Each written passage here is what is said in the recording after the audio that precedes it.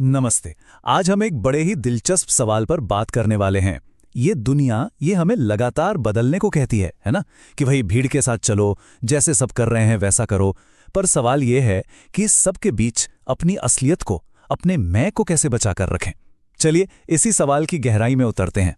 तो पहला और सबसे बड़ा सवाल यही उठता है कि क्या भीड़ के साथ चलना हमेशा सही होता है? मतलब सिर्फ इसलिए कोई रास्ता चुन लेना क्योंकि उस पर हजारों लोग चल रहे हैं, क्या ये ठीक है? यही सवाल आप समझिए आज की हमारी पूरी बात का बेस है। और यहीं पर ना पहला टकराव शुरू होता है। एक तरफ है बाहरी दुनिया का दबाव और दूसरी तरफ है हमारे अंदर का सच। और ये दोनों अक्सर आमने सामने आके खड़े हो जाते हैं। अब देखिए, ये जो टकराव है ना, वो यहां साफ दिखता है। एक तरफ है लोगों का सच, मतलब जो समाज कह रहा है, जो फैशन में है, जो ट्रेंड कर रहा है। और दूसरी तरफ है मेरा सच, वो बात जो अंदर से आवाज आती है कि हाँ, ये मेरे लिए सही है।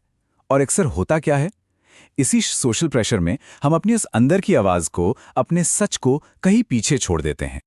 और यहीं पर एक बहुत जरूरी बात समझनी होगी। सिर्फ इसलिए कि ज्यादातर लोग एक झूठ को सच मान रहे हैं, वो सच नहीं बन जाता। सच को भाई वोटिंग की जरूरत नहीं होती। हकीकत तो यह है कि अगर कोई इंसान सही होकर अकेला भी खड़ा है ना, तो वो उस पूरी भीड़ से ज्यादा ताकतवर है जो गलत रास्ते पर चल रही है। अच्छा, अब बाहरी दबाव से थोड़ा हटकर अपने अंदर झांकते हैं। बात करते हैं अपनी कमियों की, अपनी गलतियों की, कि उनसे कैसे निपटा जाए। हम सबको अक्सर यही लगता है कि गलती करना कोई बहुत बड़ा गुनाह है। फेल होने का डर तो सबको लगता है। पर क्या यह सच है? इंसान होने का मतलब ही है गलती करना। असली सवाल ये नहीं है कि गलतियां होती हैं या नहीं। सवाल तो ये है कि हम उन गलतियों के साथ करते क्या हैं। देखिए, अपनी गलतियों को देखने के दो नजरिए हो सकते हैं। या तो हम उन्हें एक बोझ बना लें जो हमें जिंदगी भर नीचे खींचता रहे, या फिर हम उन्हें एक सीढ़ी बना सकते हैं। एक ऐसी सीढ़ी जिस पर चढ़कर हम और ऊपर जा सकते हैं और बेहतर बन सकते हैं। चॉइस पूरी तरह हमारी है। तो सवाल यह है कि ये सीढ़ी पर चढ़ा कैसे जाएं? इसके 3 बहुत ही सिंपल स्टेप्स हैं। सबसे पहला, अपनी गलती मानो। ये मानना कि हाँ, मुझसे गलती हुई, ये कमजोरी नहीं, ताकत की निशानी है। दूसरा कदम, उससे सीखो। और तीसरा, बस आगे बढ़ जाओ। याद रखिए, असली तजुर्बा उम्र के सालों से नहीं आता, बल्कि अपनी गलतियों से सीखकर उन्हें सुधारने के सफर से आता है।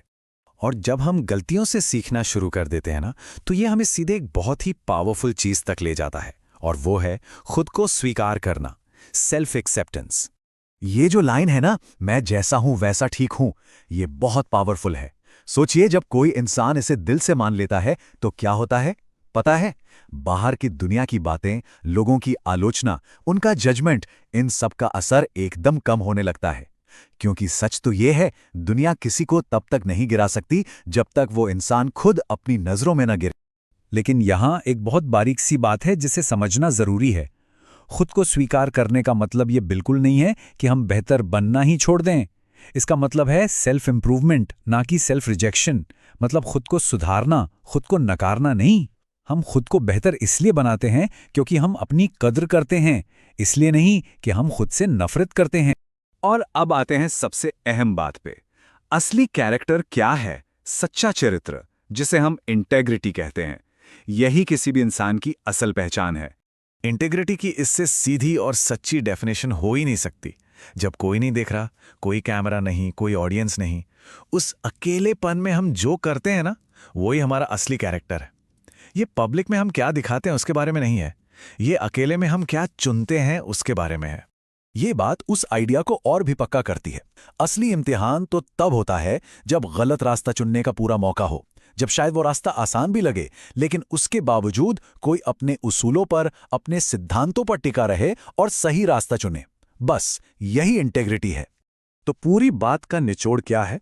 निचोड़ यह है कि दूसरों को खुश करने के लिए बदलना शायद थोड़ी देर की खुशी दे दे, लेकिन अपने उसूलों पर जीना वो एक परमानेंट शांति देता है, एक सुकून देता है। एक तरफ है बाहरी तारीफ और दूसरी तरफ है अंदर का सुकून। चुनना हमेशा हमें ही होता है।